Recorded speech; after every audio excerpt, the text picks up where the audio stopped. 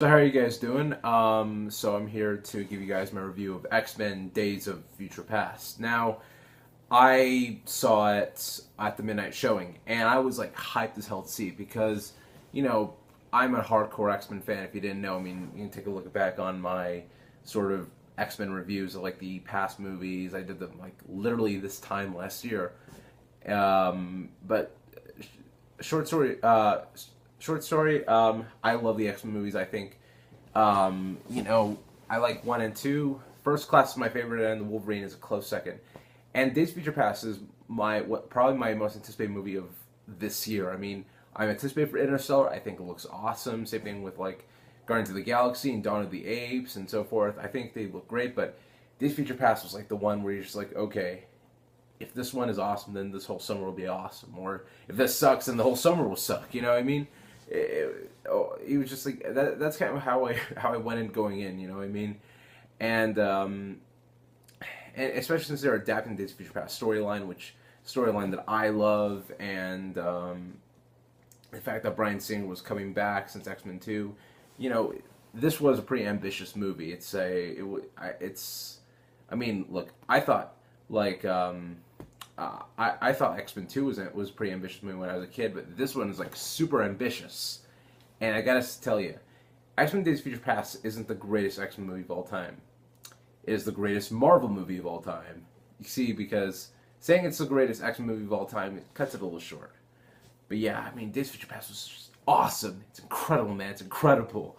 Um, I'm fanboying out here, obviously, but like, so the story of Days of Future Past is that it takes place in the future, and mutants are being hunted down and killed by these giant sentinels. So, Professor X has this idea that he's going to send Wolverine back in time to the 1970s through his conscious to get the young Professor X and the young Magneto to work together in order to stop the war and stop the Sentinels from ever existing. And that's sort of like the plot of the movie. And that's and just complete awesomeness ensues, man. This was just this. I mean, look, First Class I thought was X Men. This is X Men. Like I was just like the whole time I was watching, I was just like, holy shit, that's X Men. That's how you do it right, you know. I was just so happy, man. It was just wow, you know. And the thing that makes this movie so great, first of all, is are the performances. I mean, look, Hugh Jackman is once again awesome as Wolverine. I don't think no one else can play Wolverine better than Hugh Jackman. Jennifer Lawrence, she was great as Mystique. You know, she's kind of has a little bit of a Rebecca Romaine this time around, and it's pretty cool. I really like that. And Michael Fassbender, look, Michael Fassbender was born to play Magneto, and he really shows it right here. He's fantastic in this movie, and the rest of the cast, they fall into place really well. Especially Peter Dinklage as Boulevard Trask, which I like. Which first of all, I gotta bring up two things. I like the fact that number one, they never sort of commented that he was short in the movie. You know what I mean? It was kind of like Bryan Singer. Bryan Singer was like, okay, Bryan Singer just like wrote the Boulevard Trask character, and he was just like, let's just get a great actor. And it got Peter Dinklage. Peter Dinklage is so good in that movie, and I really like the fact that Peter Dinklage didn't really play him evil. You know what I mean? Dinklage wasn't like sitting in his chair going ha ha ha ha. You know what I mean? He had a purpose, and you really understand his point of view. You know what I mean? Evan Peters as Quicksilver. He steals the show in this movie. Like, okay, Quicksilver has always been one of my favorite X-Men characters, and when I saw like the images online, I was just like, that's Quicksilver. He looks like a fucking Spy Kid. You know what I mean? And then I saw the Carl's Jr. ads, and I just wasn't impressed. But when I saw the movie, I was just like, holy shit, he got Quicksilver right. You know, he has like the sort of the short attention span that you know Quicksilver to have if you've read the comic books, and just like the way his power is displayed in this movie, especially there's a great scene between him and a bunch of guards in the Pentagon, is worth the price of admission, man. Just literally right there. It is so amazing.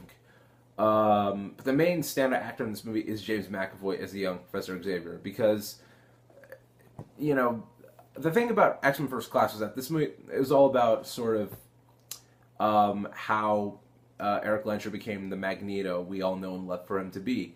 And this time around, it's pretty much how Professor X becomes the Charles Xavier we all know and love him to be. And it's great to see sort of him at the beginning of this movie at just this he's really hit rock bottom, man. Like it's pretty tough to watch, and the whole movie is pretty much about him sort of gaining hope and gaining optimism for the future, and that's great. You know what I mean? So yeah, I mean the action's really great.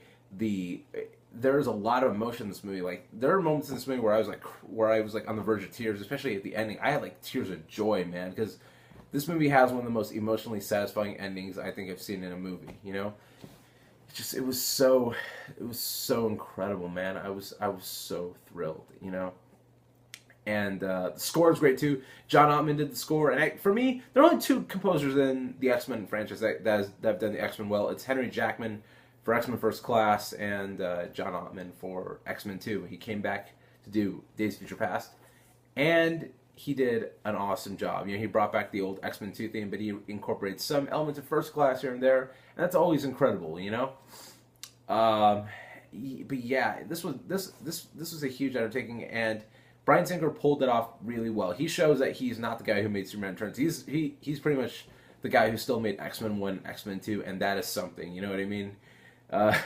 Especially how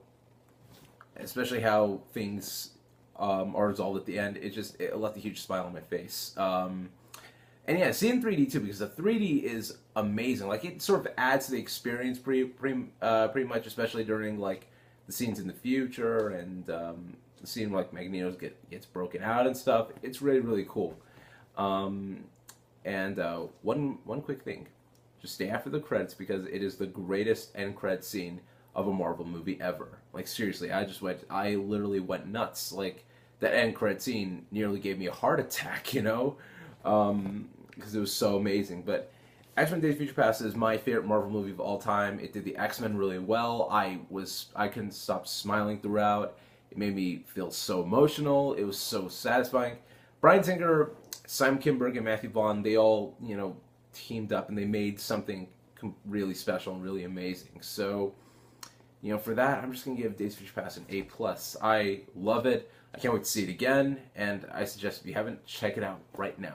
Seriously, why are you watching this video, man? Get out of your house or stop looking at your phone and see Days of Future Past because you don't know what you're missing out, man. But yeah, so Days of Future Past, what do you think about it? Comment below and let me know, and just, yeah, subscribe, like, comment, just whatever you do, man. Whatever you do. Yeah, that's it.